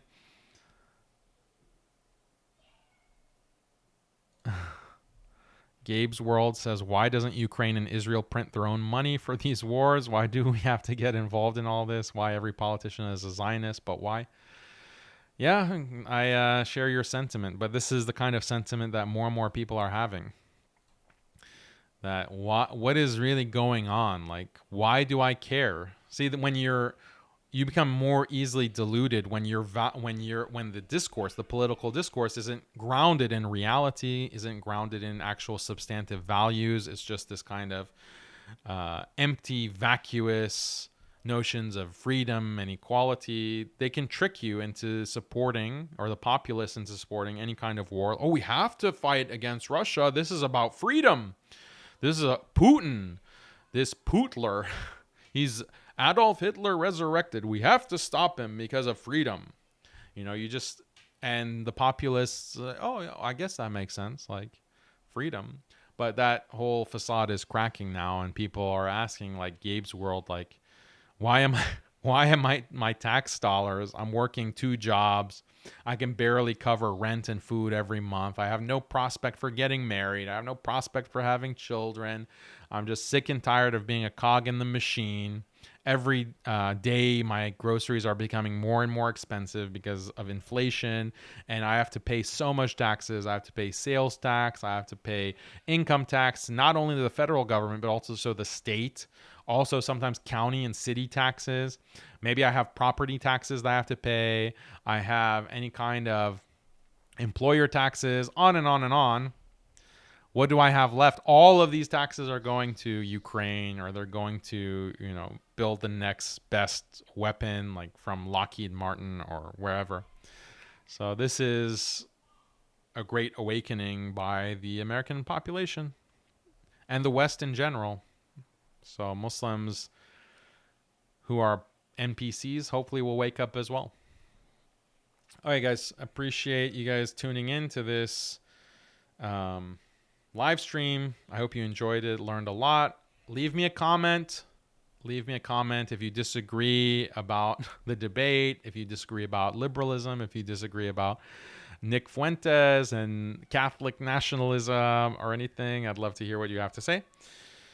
But we'll catch you on the next one next week. I don't know exactly which day, but we'll have another great show prepared for you, and I hope you will tune in. It'll probably be around the same time. But that is all for today, and we'll catch you. There's more super chats? Oh, sorry.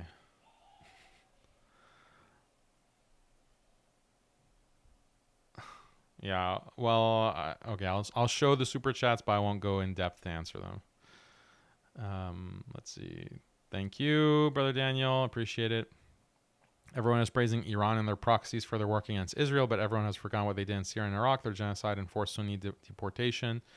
Yeah, as I mentioned, they have done bad things. There's also been bad things done against Shia in the Middle East. But the point is that the civil war needs to end. The sectarianism needs to end. We have to say that, yes, these crimes have been committed, but there's a huge threat that threatens to wipe us all out. It's an existential threat.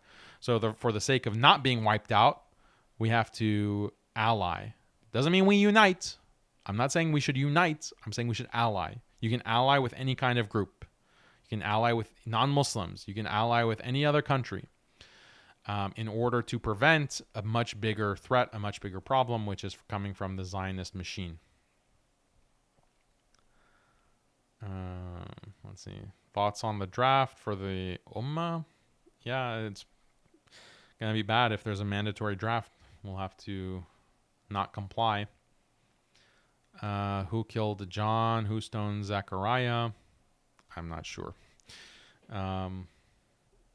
Who killed John? Do you mean the Anbiya, the prophets? Not sure what you're getting at. Okay, so again, Jazakallah khair. Thank you, everyone, and we'll catch you on the next one.